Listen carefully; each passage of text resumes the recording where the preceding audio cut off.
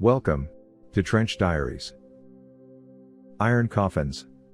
Part 1. Herbert Werner served in the German Kriegsmarine from December 1939 all the way up to May 1945. He served on no less than 5 U-boats and commanded 2 of them. During World War II, he kept a considerable amount of notes which he later put together and released in book form. His book is called Iron Coffins and describes his incredible experiences as part of what was then probably Germany's most feared weapon, the Untersee boat, or U-boat for short. And even though the U-boat was a feared opponent, it was also the branch with the highest attrition rate of all the German armed forces. Of the 40,000 submariners who went out to sea, 28,000 would never return and 6,000 would be taken prisoner. Of the 862 U-boats that saw combat deployment, 781 were lost, which is an astonishing 90% loss rate. Herbert Werner survived through all of this. He achieved the rank of Oberleutnant zur See and was awarded the Iron Cross second and first class. I have edited and transcribed parts of his book to make them accessible in this format. This is Herbert's story. The Admiral addressed us in a serious tone. Ensigns, you have been called together to receive your first important assignments. Today you will be sent to frontline units. Wherever there is a ship of our Navy, be it in the Baltic or the Atlantic, in the Mediterranean or the Arctic Ocean, your services are needed there. The time has come for you to show what you have learned. You will prove yourselves for the sake of your country. You will take on England wherever you find her ships, and you will break her power at sea. You will win victory. The Admiral, a lean and tall man, looked around to catch our eyes. We ensigns had formed a horseshoe around him in the large square of the Naval Academy at Flensburg. It was the day of our graduation. The Admiral went on to tell us about our great naval tradition and of our patriotic obligations as Germans. He spoke of honor and the cause. All of us had heard such speeches often before, and yet for most of us the call to glory or death had lost none of its exciting challenge. For me, this moment was especially satisfying because I had awaited it for so many years. The decision that I was to become a naval officer was made for me when I was still in the crib. My father, whose nautical ambitions had been hampered by family and business responsibilities, decided that I would one day wear an admiral's stripes. And so I was pledged to the sea. My childhood and youth was spent in 2 towns in the Black Forest of southern Germany, where I was conditioned for a career aboard ships. Fascinated by the windjammers, merchant vessels and luxury liners that carried men to every conceivable shore, I had read countless books about sea battles, explorers, conquerors and naval heroes. Before I reached the age of 17, I gained much practical experience sailing on Lake Constance, where I learned to handle nearly every kind of sailboat, ranging from tiny skiffs to a 60-foot, 2-masted yacht. At 18 I served a 6-month tour as an apprentice aboard a schooner sailing the Baltic and North Sea. During my last year in high school I passed the rigorous tests required for admission to the Naval Academy.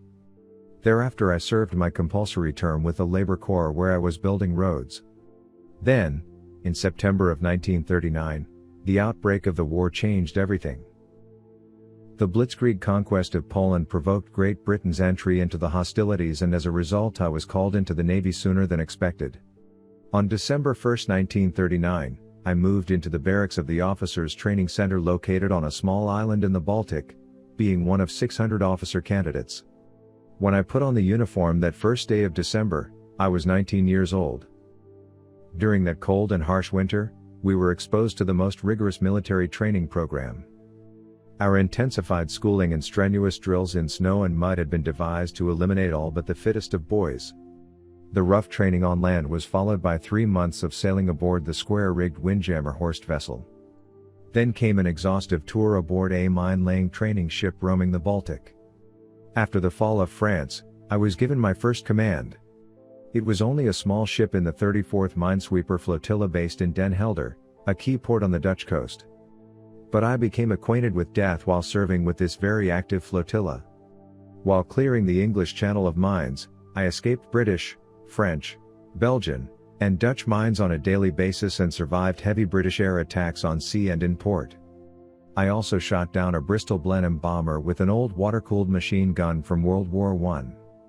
I suffered my first and last bout of seasickness and was awarded promotion to cadet as well as a medal for sweeping up a great number of those black and round explosive monsters from the infested waters of the Channel. I also got the chance to participate in the trials of Operation Sea Lion, a plan for the invasion of the British Isles which would never take place. Shortly before Christmas of 1940, I rejoined my class of 1939 at the Naval Academy in Flensburg where everyone was promoted to ensign. I learned that a few of my classmates had already been killed in action. The following 5 months were extremely rough, even worse than before. We lived under constant pressure to perform and enjoyed only a few hours of sleep every night. A rapid succession of classroom lessons complemented our education in navigation, naval tactics and operations, marine engineering and oceanography. We also learned English.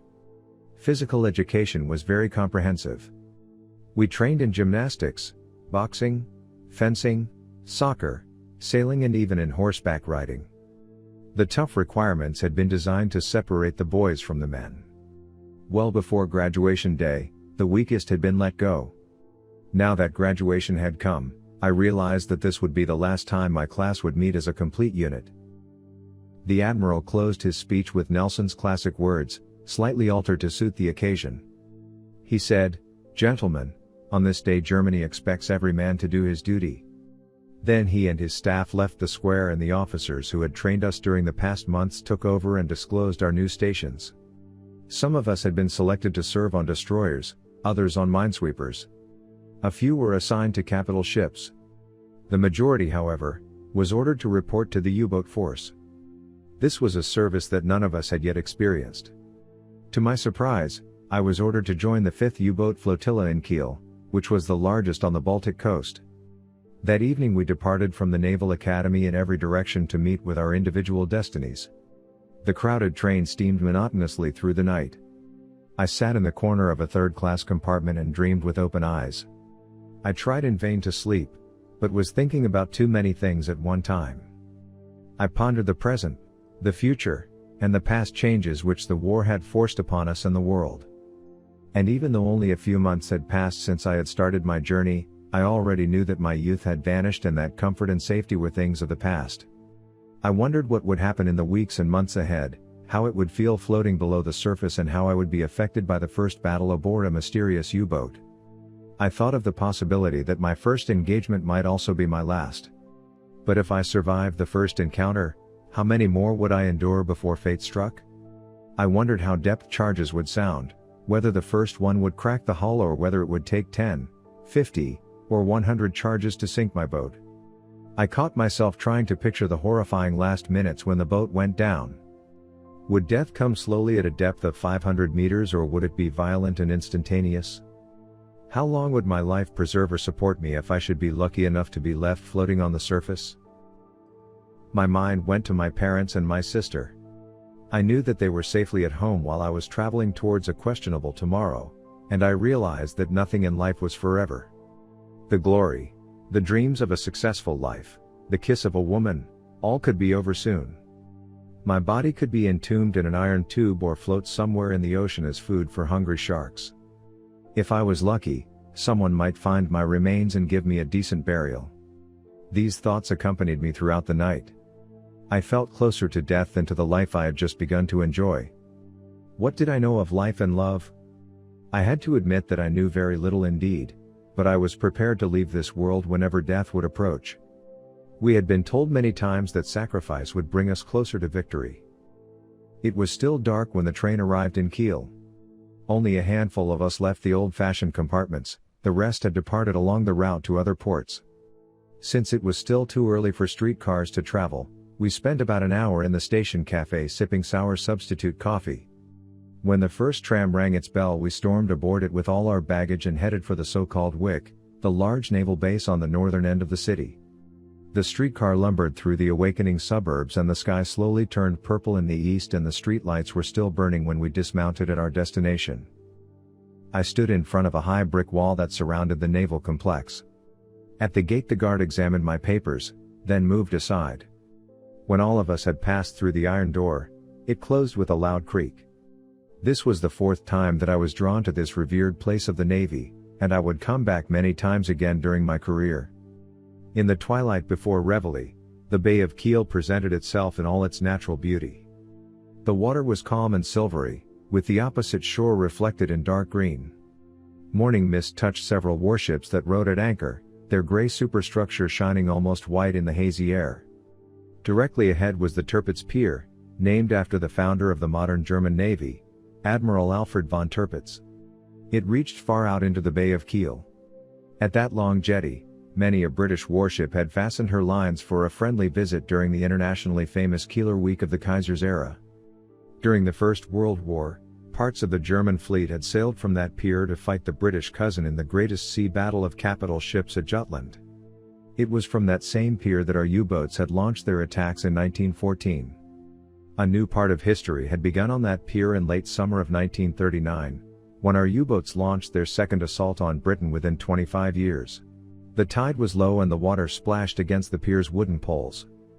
The odor of tar, salt, and oil mingled with the smell of fish, seaweed, and paint. Numerous U-boats were moored here in rows of 2 and 3. Guards on the decks leaned against conning towers or 88mm deck guns, submachine guns hanging casually from their necks. They watched us critically and seemed amused as we paraded down the planks. We reached the end of the jetty where 2 ships were tied to either side of the wooden pier.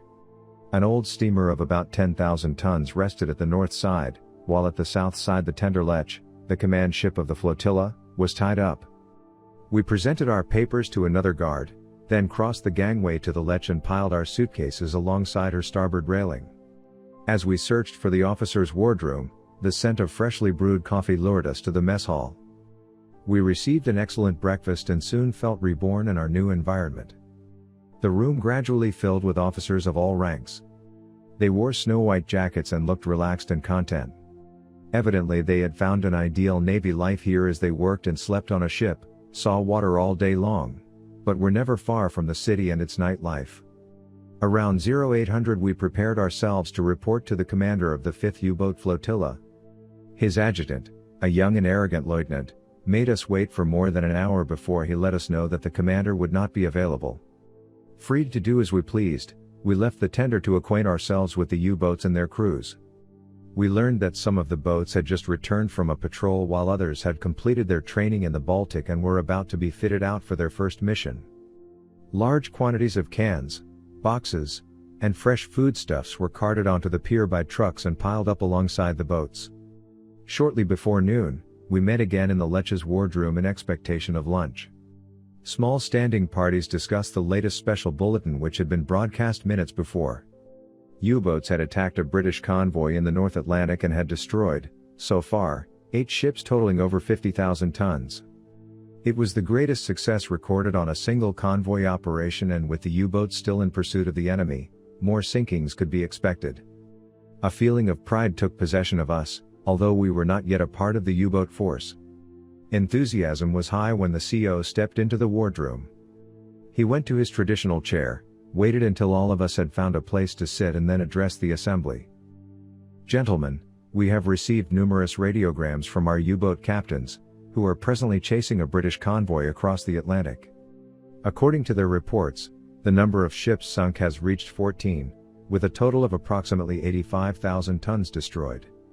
1 escort vessel has been torpedoed. This is by far our most rewarding hunt. The battle in the Atlantic has become our battle. Our U-boats are dictating the terms.